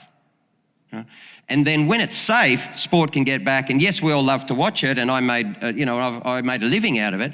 But this is a pandemic, people, right? And sport kind of doesn't get that. So what happened was, that was the initial message. And then because I was volunteering, so the first thing was, well, now that tools are down, we have this huge, literally hundreds of thousands, let's say 1 million people in Australia or more who were actively involved in sport at that particular moment.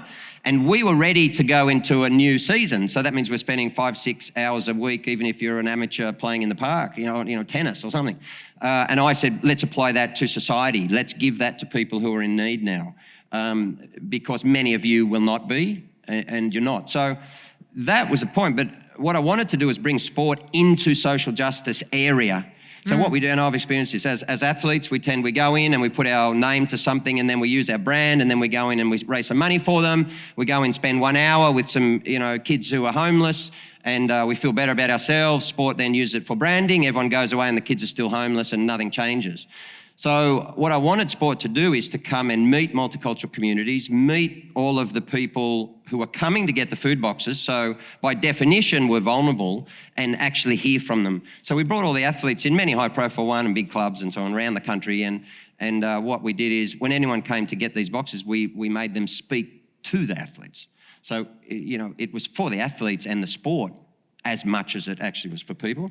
And what I wanted to do is build these deeper connections between sport, which is just a major industry, that's all it is, a loved one, but it's just an industry, and bring it closer to society. Because I happen to believe that, grassroots, or what I would say community, activism like this, or local communities or streets, towns, suburbs, us all coming together, collaborating better, breaking down barriers, and actually creating the future of the country is really the only way that we're going to get there. I love it.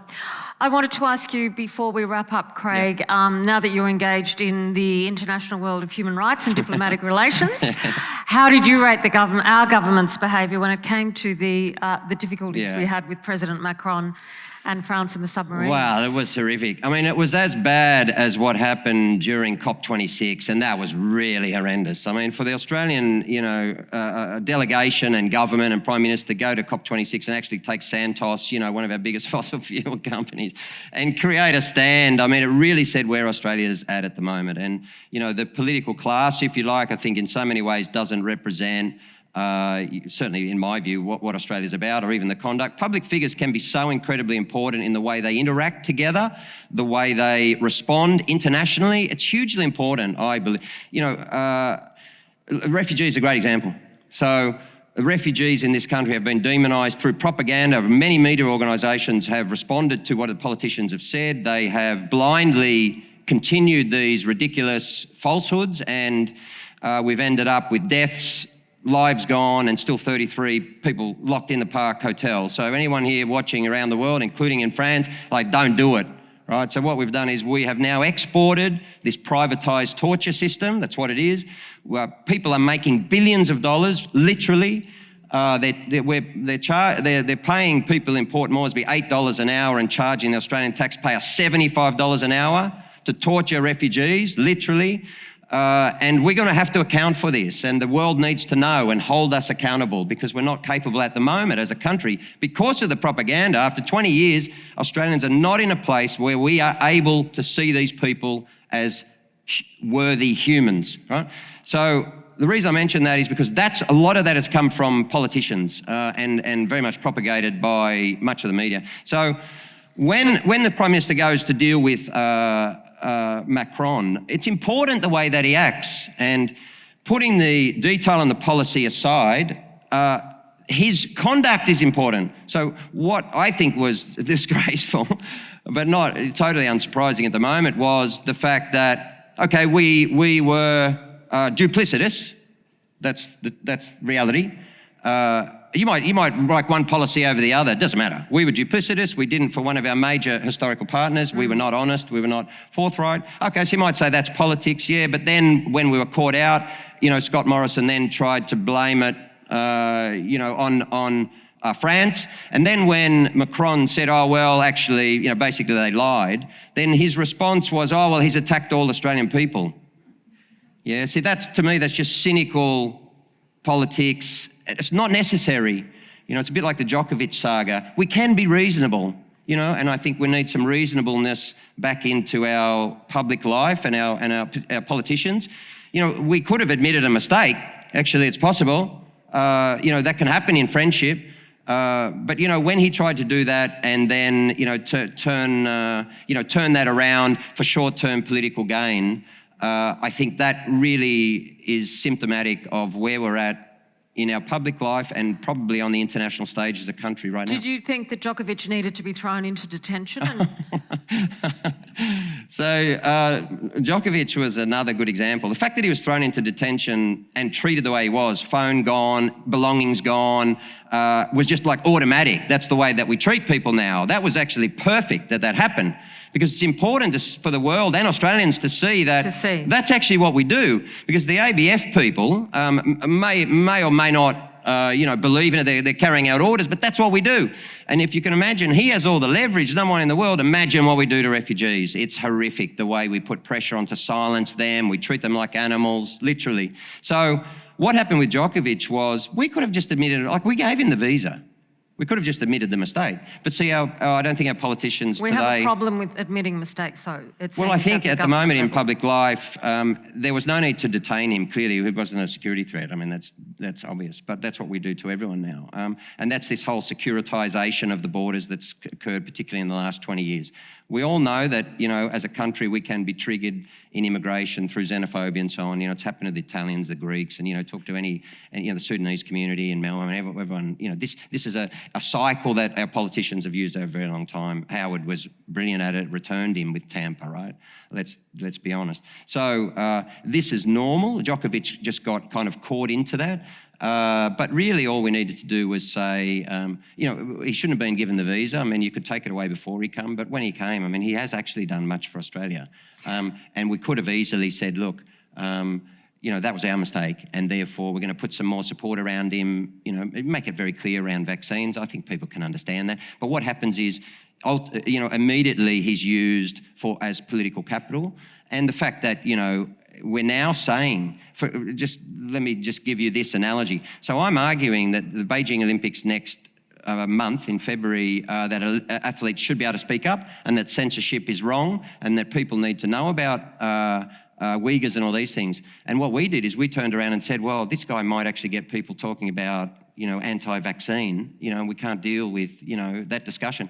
It was ridiculous. Of course, it was just a tool to get him out of the country. But that's a horrific message to go from Australia around the world. I strongly disagree with his position. I totally disagree with it. I made that clear publicly. But the way we treated him was just shocking. Could have been managed a lot better. So to just finish where we started, if it's so important that we have this international framework of human rights, how do we deal with countries like China that just don't abide by it? Yeah, okay. So and just to part to your first question, so I see human rights as the safe zone in the middle. So, there's been many conflicts around the world throughout human history from religion and difference in faith and difference in beliefs, that's obvious. But human rights, what they are, as a safe zone in the middle where you can have all your beliefs, but in the middle here, women have to be treated appropriately. Girls have to have education. Everyone has to have a home. Everyone has to do all these things. And therefore, I see it as a zone where everyone in humanity can come together. It has to be fought for. It has to be, countries have to be under pressure to abide by it. And of course, this is a matter of international politics. So, China at the moment, of course, are buying influence around the world, through Belt and Road and doing all these things. And they want to, I think it's really dangerous, they want to redefine what they see as a Chinese version of human rights. This is the CCP. I'm not talking about the Chinese people here, obviously. Right? Big difference, of course. So we're talking about political ideology here. And so I see that as really challenging. It's one reason why sport can no longer just go there and turn a blind eye. How does that happen? Well, it has to happen through international organisms that are created by, the member nations of the world. It's always deeply challenging, but it's far more challenging when you have a country like Australia that doesn't want to talk about human rights, has abrogated our responsibilities under the Refugee Act, under the Convention on the Rights of Indigenous Peoples, on, so many of them, and where even gender equality, and equality for women under the World Index has gone down significantly in the last 5-8 years. Australia, I think, has a wonderful opportunity, and I happen to believe that we are a courageous people. I think that we are a country that wants to be a great global citizen. I think that we would love to be part of the global team rather than isolationist, and cruel as we are at the moment to so many. And part of bringing us to that and to that conversation in a neutral manner, actually, because the only neutrality is human rights, is for Australia to now implement a basic standard of our treatment of everyone here and of everyone who arrives in the country. Well, Craig, I know you wanted some disagreement, but I find it very hard to disagree with Craig Foster. All right, okay. Okay, thank you. Thanks, buddy.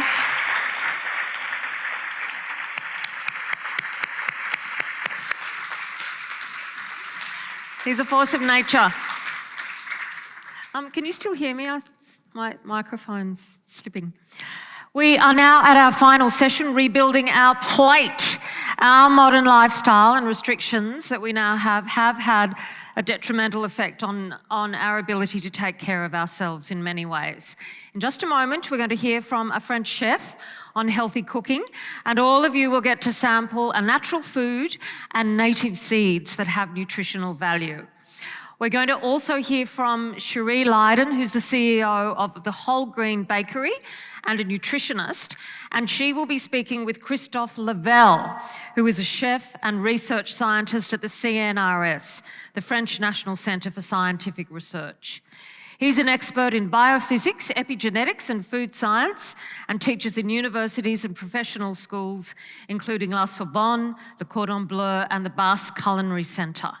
He's also responsible for the scientific training of cooking teachers at a national level and author of more than 50 research papers and 15 books on food.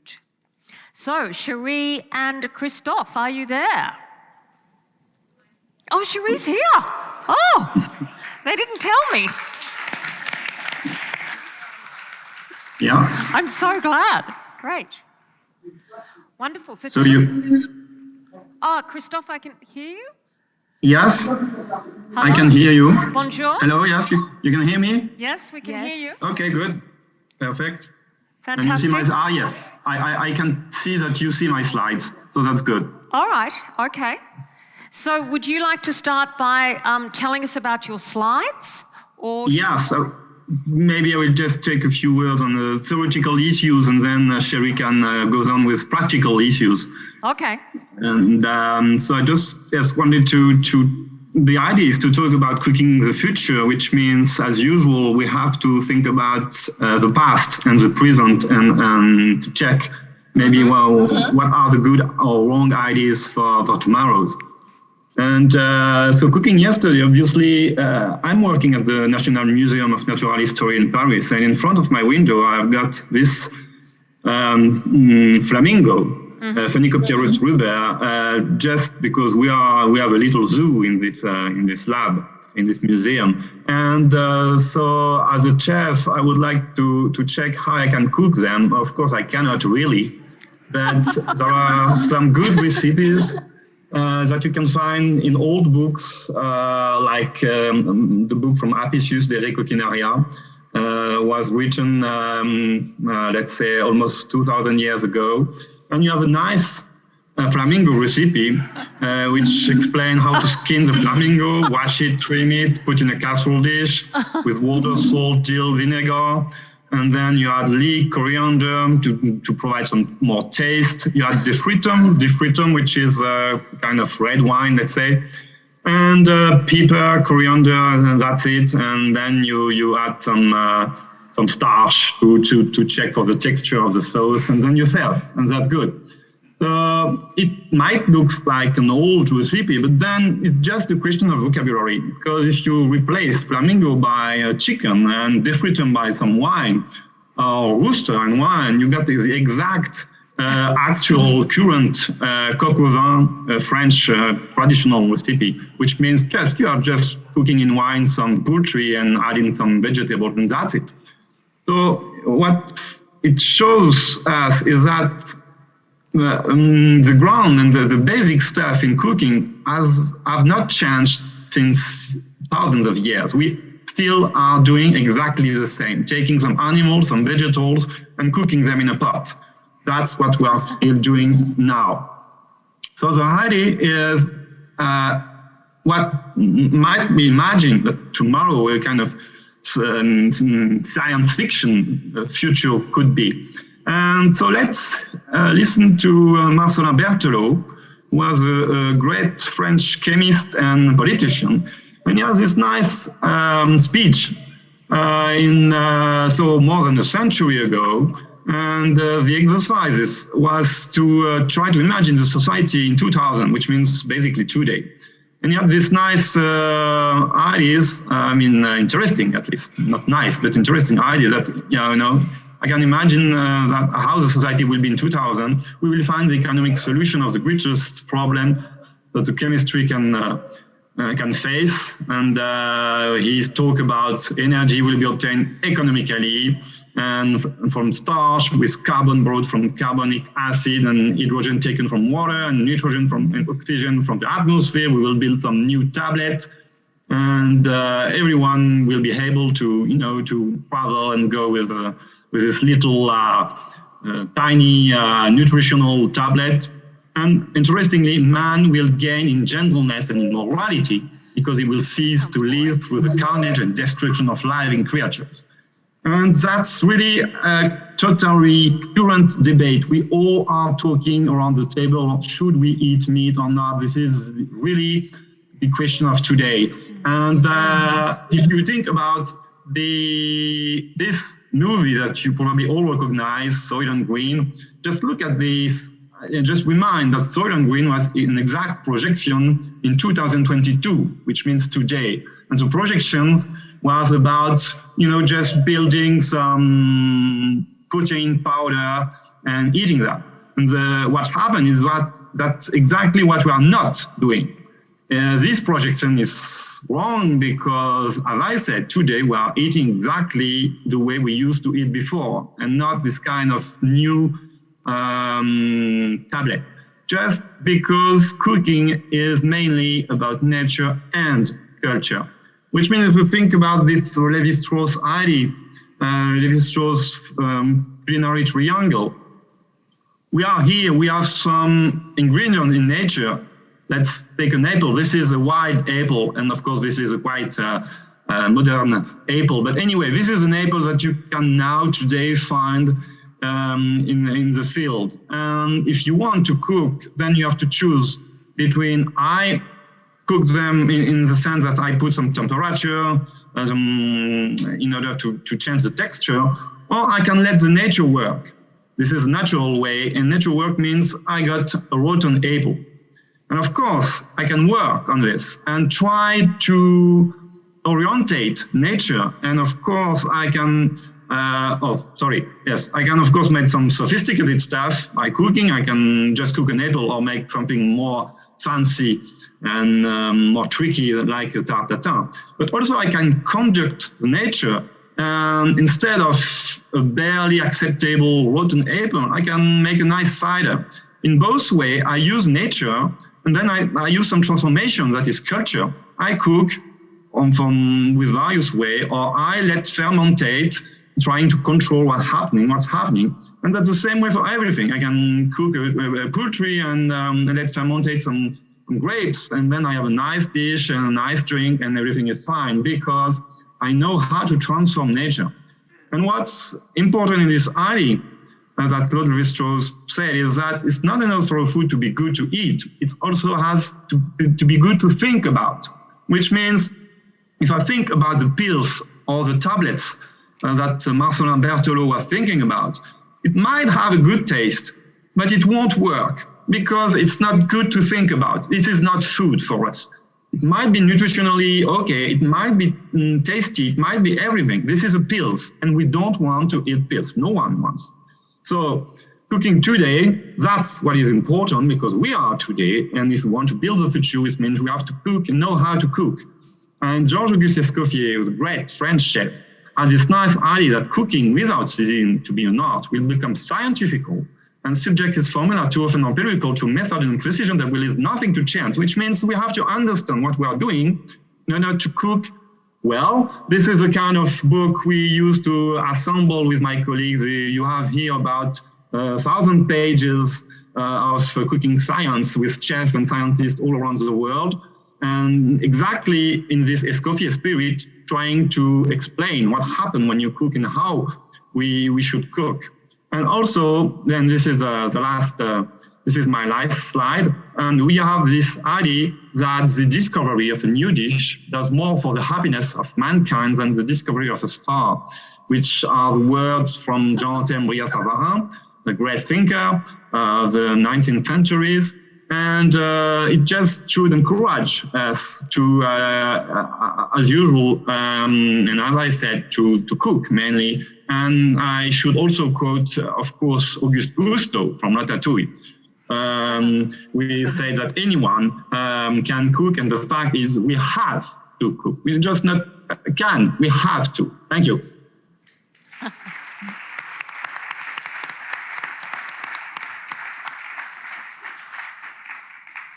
Thank you so much, Christophe. So I'm just making sure this is working. Cherie. So, Christophe, are you still with us?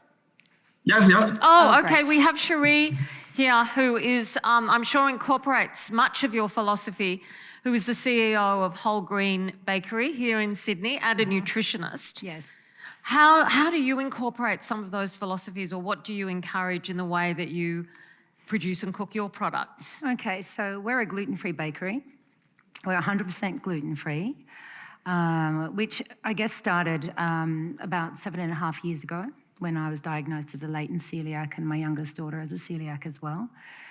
And, you know, I grew up with good food at home, and it was really important in our culture that we had good food always on the table.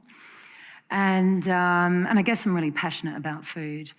And, you know, being diagnosed with a medical condition forced me into that gluten-free world, and seeing the lack of good food and real food, and especially baked goods like bread, you know, gluten-free breads with so many chemicals and, you know, modified starches and ingredients I've never even heard of.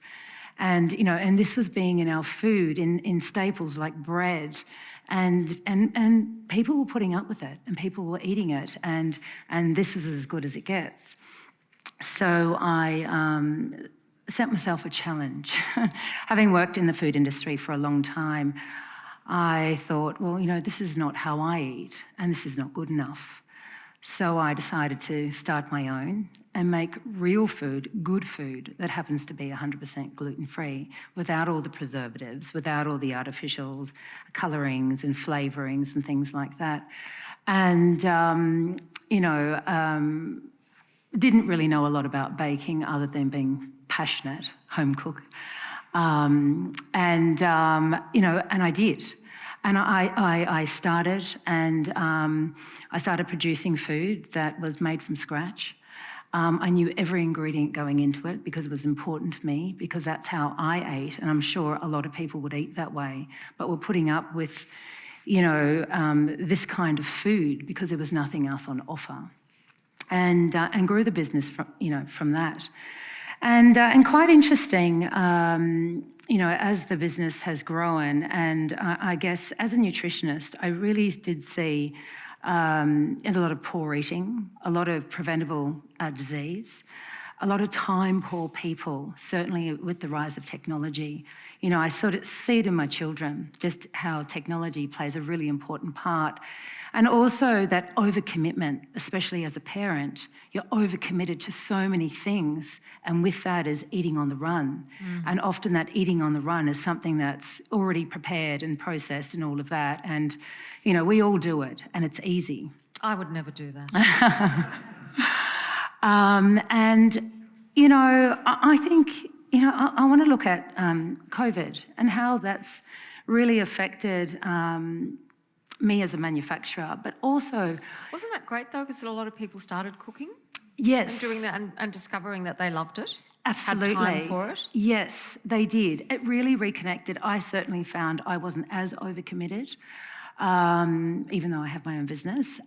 Certainly reconnecting as a family, because you weren't running from different sporting events every single day and trying to catch up, and there was definitely less takeaway and more eating at home. 3 family meals a day. That's right. And, and that was really good. And also there was that work-life balance, which is also really important, getting that right. And I think sort of definitely moving into the future, people have realised that they can work from home, whether it's partially or full-time, and how important that is to them, so they could have more time for the family and eating at home. And one of those things that I did, because in hospitality, but in food manufacturing, when we first went into COVID, I definitely had to, pivot in the business and create different ideas in the business, and that forced me into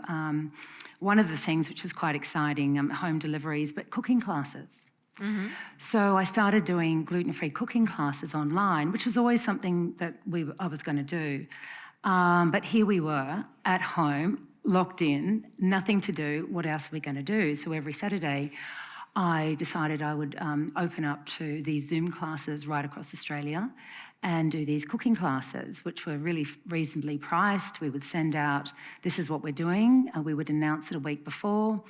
You can purchase it online. We'd send out the ingredients, give people a week to get the ingredients, because remember, there was also lack of ingredients, so people needed time to find things. But these are real ingredients that you would normally have at home. And then every Saturday at 10:30, I would be in my kitchen baking with the laptop, and then became a camera after that. But what was so rewarding is these people who couldn't bake, had a lot of these ingredients at home, were gluten-free, put up with whatever they could find on the shelves, were actually baking for themselves. They felt so empowered and so chuffed that they had learnt this new dish, and then they were going to enjoy it with their family or partner or whoever at home. And the photos that we were sent and the praise, and you've taught us things that we would never have learnt from any cookbook or from any 15-second grab on Instagram or anything like that. You've really helped educate us about our ingredients so we can have the confidence to get back in the kitchen and cook. And so from that, as we moved into our new facilities in June and then went into another lockdown 2 weeks later, the plan was to have to open a cooking school there. And doing these cooking classes definitely has given me the confidence to open this gluten-free cooking school. And again, it's about empowering people about gluten-free ingredients and that anyone can do it. If I can do it, an untrained baker, pastry chef, whatever, if I can do it, you can all do it. It's just all about having, some passion for what you eat and what you put into your mouth and the joy you get out of that, because definitely food evokes emotion. And when, something like gluten is taken away, you think life becomes miserable and eating becomes miserable. And it's all about bringing that joy back into it. And especially if you make it yourself, it's, even more exciting. And so this cooking school is also about, not just about cooking, but about bringing, growers in. And teaching us to reconnect again with our food and reconnect with those, those ingredients and also Australian growers, because definitely what we've seen now in manufacturing is the supply chain. And, I came back after Christmas, my entire pastry chain were wiped out with COVID. And we supply our bread into Harris Farm, was Metro, and if the bakery went down, we're not supplying anyone anymore, hence the empty shelves. And it just made me realise the importance and we couldn't get a lot of our ingredients, and especially being overseas, and shipping became so expensive, and obviously then that cost was put onto us, which then we've got to put onto the customer. And then all of a sudden it's like, do we have a sellable product? And it definitely made us to look local, always keep seasonal, which we were doing as it was easier supply. And so, just to... Great. Yeah. Let's just see if Christophe is still there in Paris. Yes. Oh my God, there we he can is. see you. How wonderful. Hello. Christophe, we would absolutely adore to try some of your food, but unfortunately we can't. So was there anything else you wanted to say? Because we are just about to wrap up our evening, La Nuit des Idées here in Sydney, and the folk here are going to sample some natural food and native seeds. But what tasty morsel of an idea can you leave us with?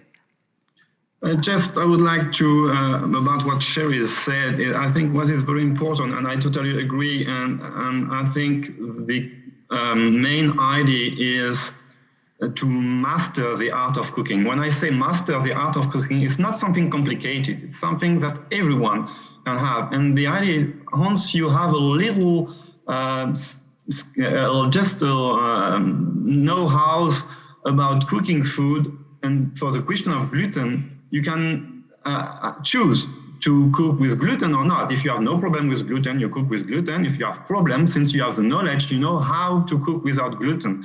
And so, as usual, the main important thing is to have the knowledge, and then it gives you the practical ideas and the know-how to master what you want to, and to totally control what you want to eat.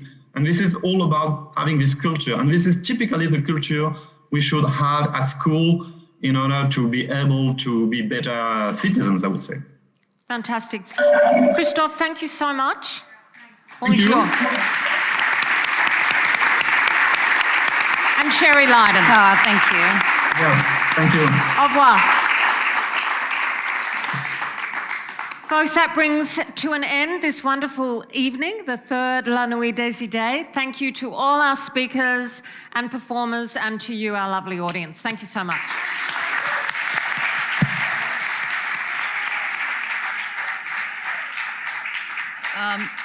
I just have something to say. First of all, thank you so much, Amanda. You have been amazing. It was crazy things this night. So many people in Zoom, video, presence, all this audience. Thank you so much to be there. Thank you so much to be with us and support us. It was wonderful.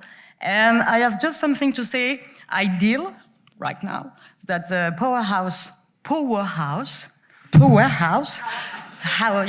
so the museum is still open till, till 9:15. And I invite you to just go outside and see the exhibition. On this level, you can see Electric Keys exhibition. It's a 200 important private collection of keyboards from the middle of the 20th century. The Invisible Revolt, it's about nutrient science, X-ray, 3D molecule, I don't know what is it, and artificial intelligence. One of my favorites, it's an exhibition of Robert Rosen. Who knows Robert Rosen? For sure. It's one of the most important Australian former social photographers. Over 4 decades, he was in all the parties and make photo of concert fashion everywhere in the club Studio 54 in New York and also in Paris in the Palace. So invite you to go to see his photo. It's in this level. Level 3, it's up. You've got Eucalyptus down. Thank you for the title. It's about eucalyptus. I invite you, it's very beautiful. It's a 40 object from the Powerhouse collection. It's amazing, amazing things. You have to go with the master part. Master chef, anyway. 50 Arabs. I will change all the names, it's too complicated. Exhibition features Buddha and statues from the gamut of human emotion. I didn't write the text, so sorry. Graphic identities. It's about the 20th century designers. So it's a visual communication and contemporary Australian culture. And the last level, which is a lower level. I'm good. Clay Dynasty. Clay Dynasty celebrates studio ceramics in Australia and shaped by 3 generations of makers. And the last one, but not the least, microcars. If you love car, if you got small car, like the Renault CZ or the smart car, you can go there. It's a photo. It's a resurgence due to the damaging impact large petrol engine vehicles are.